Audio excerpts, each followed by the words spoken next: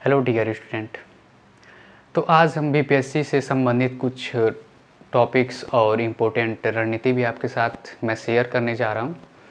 और हालांकि हमको पता है बीपीएससी का जो एग्ज़ाम जो है 2025 के लिए सितंबर में होने वाला है, तो उसी को मद्देनज़र रखते हुए हम आपको कुछ रणनीति शेयर करूँगा। हालांकि मुझे पता है जब वक्त कम होता है, समय कम होता है और टॉपिक्स बहुत ज़्यादा कवर करने रहते हैं, तो हमको ये लगता है कि मार्केट में नई बुक है जो कम दिनों में पढ़ करके निकाला जा सकता है, लेकिन ये सब झूठ है। हम जितना पढ़े हैं सिर्फ उसी को कवर करते हुए चलेंगे और वही रणनीति हमारे लिए अंतिम समय में कारगर साबित होगी। तो मैं आपके साथ कुछ पॉइंट शेयर करना चाहता हूँ।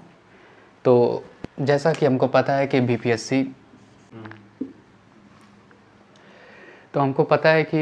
बीपीएससी का जो एग्ज़ाम होने वाला है उसमें लगभग 30 दिन बचे हुए हैं और 30 दिन में हम 2 पार्ट में इसको तोड़कर चलेंगे, जैसा कि 20 दिन और प्लस 10 दिन। तो जो हमारी 20 दिन की रणनीति होगी उसके तहत मैं आपको कुछ पॉइंट बताता हूं, आप उस 20 दिन के अंदर उस पॉइंट को कवर करिए और इस रणनीति के हिसाब से हम आगे बढ़ेंगे, ताकि हमारा जो 30 दिन के एक शेड्यूल बनेगा 30 दिन के लिए, उसमें हमारा अधिक से अधिक चैप्टर और जो हमने रणनीति बनाई है वो चीज़ कंप्लीट हो सके। तो हम पहले पॉइंट की तरफ अगर बढ़ें, जो हमारी 20 दिन की रणनीति है उसमें जो मैं पॉइंट आपके साथ बता रहा हूँ उसको फॉलो करिएगा। पहला पॉइंट है टेस्ट सीरीज।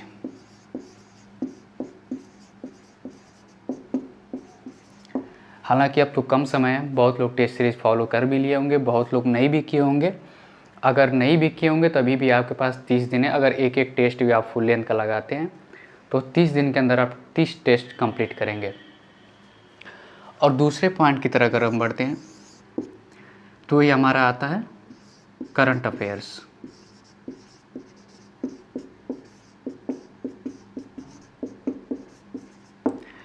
ये बहुत ही इम्पोर्टेंट है क्योंकि करंट अफेयर्स में हमको पता है लगभग 15 से 20 क्वेश्चन आते हैं और मेरा मानना है कि अगर 15 से 20 क्वेश्चन करंट अफेयर्स में आते हैं तो 10 क्वेश्चन ज़रूर कर ले जाएंगे, क्योंकि अगर आप अच्छे से करंट अफेयर्स किए होंगे तो लगभग 10 से प्लस क्वेश्चन आपके हो ही जाते हैं। आप किसी भी कोचिंग का फॉलो किए होंगे, हालांकि सभी हैं, तो आप इसको ज़रूर ध्यान में रखते हुए आप बढ़ें आगे।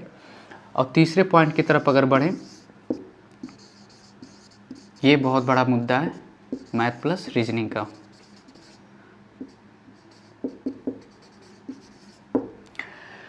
ये इसलिए बड़ा मुद्दा है क्योंकि बहुत लोगों का इसी की वजह से एग्ज़ाम क्लियर नहीं हो पाता है। और मैथ हो गया, आपका रीजनिंग हो गया, अगर मैं बता दूं आपको, अगर जिसका मैथ भी उतना मजबूत नहीं है तो रीजनिंग हो ही जाता है।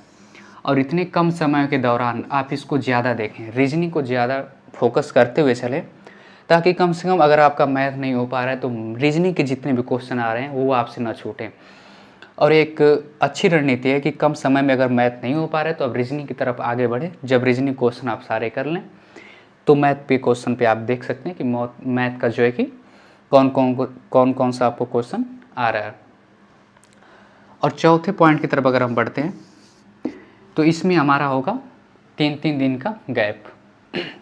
जैसा कि हर 3 दिन पे कोई सा सब्जेक्ट हम उठाएंगे, जैसा कि पॉलिटी, हिस्ट्री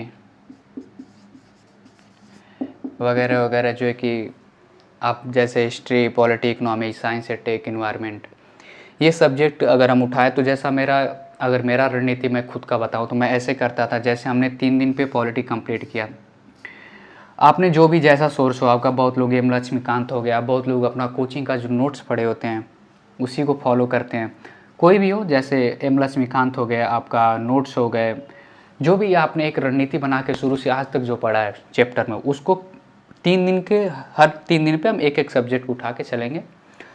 और जैसे ही हमारा, एक बात ध्यान रखिएगा, इसमें इम्पोर्टेंट यही बात है कि जैसे ही हमने पॉलिटी कंप्लीट किया, पॉलिटी कंप्लीट करने के बाद पहला चीज़ हमें करना है PYQ। हमें ऐसे नहीं करना है कि हमने बुक उठाए PY की सारी रट डाली, वो तो खैर ठीक है, अच्छी बात है, लेकिन हमें भी जानना है PYQ करने के साथ साथ कि जो हमने पॉलिटी पढ़ा है, हर साल पॉलिटी में कैसे क्वेश्चन बन रहे हैं। तो जब हम पॉलिटी को पढ़ लेंगे तो उससे रिलेटेड हम PYQ देखेंगे, और PYQ देखने के बाद इसको रखते हैं PYQ प्लस हम देख लेंगे सेक्शनल टेस्ट। सेक्शनल टेस्ट जो होते हैं, जैसे आपको पता है, आपने टेस्ट अगर फॉलो किया होगा या नहीं किया होगा तो आप मार्केट से ले भी सकते हैं। पॉलिटी का जैसे हमने PYQ रिवीजन किया, उसके साथ PYQ के अलावा जो सेक्शनल टेस्ट 100 क्वेश्चन के बने होते हैं पॉलिटी के, उसको भी हम देखते हुए चलेंगे आगे।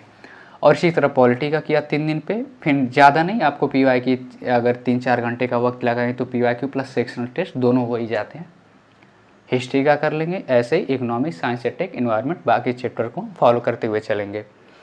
ये हो गई हमारी ओवरऑल लगभग 20 दिन की रणनीति। और एक बात ध्यान रखिएगा, जो 10 दिन हमारे पास बच रहे हैं, जैसे मान लीजिए ये रणनीति को हम अगर देख लेते हैं, उसके बाद जो 10 दिन हमारे पास बच रहे हैं, इस 10 दिन में हमें कुछ नहीं करना है। अभी तक जो हमने पढ़ा हुआ है, ये 20 दिन की रणनीति में जो भी हमने पढ़ा, सिर्फ उसी को 10 दिन में हम रिवीजन करते हुए चलेंगे। बाकी कुछ भी टच नहीं करना है, बिल्कुल कुछ नहीं टच नहीं करना है, क्योंकि अगर हम 10 दिन की रणनीति में इनसे अगर हम पीछे हटेंगे, कोई और नोट्स या PDFs कोई भी और फॉलो करेंगे, तो हम ये रणनीति से बाहर निकल जाएंगे। और यही मुख्य बात है इस रणनीति की। तो हम 10 दिन में यही फॉलो करेंगे जो ओवरऑल हमने अभी तक किया हुआ है। और इसको कंप्लीट करने के बाद आप एग्ज़ाम से पहले जब आपकी ये चीज़ें कंप्लीट हो जाएंगी, तो ओवरऑल हमें लगता है कि आपको किसी भी प्रकार की समस्या नहीं आएगी। हालांकि मेरा अनुभव है खुद का भी, तो इसे आप ज़रूर फॉलो करिएगा। और समस्याएं तो आती रहेंगी जीवन में, हर किसी के आती है, हमारे भी और आपके भी, और होती हैं। कोई जैसा भी बोले, झूठ बोले, सच बोले, लेकिन यही सच्चाई है दोस्त की सबके जीवन में समस्याएं आती हैं, हमारे भी और आपके भी। और आप संघर्ष करते रहें, ज़्यादा नहीं 30 दिन बचा हुआ है, आप मेहनत करते रहें, आपकी संघर्ष ज़रूर रंग लाएंगे। मुझे आशा है कि आने वाले जो BPSC का प्रीलिम्स एग्ज़ाम है, आपका प्रीलिम्स ज़रूर क्लियर होगा। और आपने जो अभी तक 3 साल से 4 साल से मेहनत कर रहे हैं, आपने जो संघर्ष किया है, उसका फल ज़रूर आपको मिलेगा, मिलना भी चाहिए, क्योंकि संघर्ष करना ही हमारे मूल उद्देश्य है हमारा। और बिना संघर्ष के हम किसी भी चीज़ की प्राप्ति नहीं कर सकते, यही सच्चाई है। मेहनत करते रहिए, BPSC निकलेगा और आप एक दिन अच्छे रैंक के साथ अपने ज़िले में, अपने गांव में अपना नाम रोशन करेंगे। और उसके साथ साथ आप अपने माता पिता के भी नाम रोशन करेंगे। और हमारी आशा है कि आप ज़रूर ये कर पाएंगे और कर सकते हैं। हालांकि सबने किया है और आप भी कर सकते हैं। वो ताकत और हिम्मत आपके अंदर भी है, आप उससे जुटाइए, डरना बिल्कुल नहीं है। क्योंकि हम इसी चीज़ के लिए बने हैं, जिस चीज़ के लिए हम पढ़ाई कर रहे हैं, चाहे UPSC की हो, BPSC की हो, चाहे UP PCS की हो, हमें इसी तरह मेहनत करते हुए चलना है। और एक दिन न एक दिन आपका लिस्ट में ज़रूर नाम आएगा। जब आप देखेंगे कि उस लिस्ट में आपका नाम किसी रैंक के उच्च पद पे, या फिर उस लिस्ट के अंदर आपका नाम दिखेगा, और उस दिन आप खुशी से आप जो है कि फूले न समा पाएंगे। मैं आशा करता हूँ कि आप ज़रूर सक्सेस होंगे। चलिए, मुलाकात होती है नेक्स्ट वीडियो में आपसे, तब तक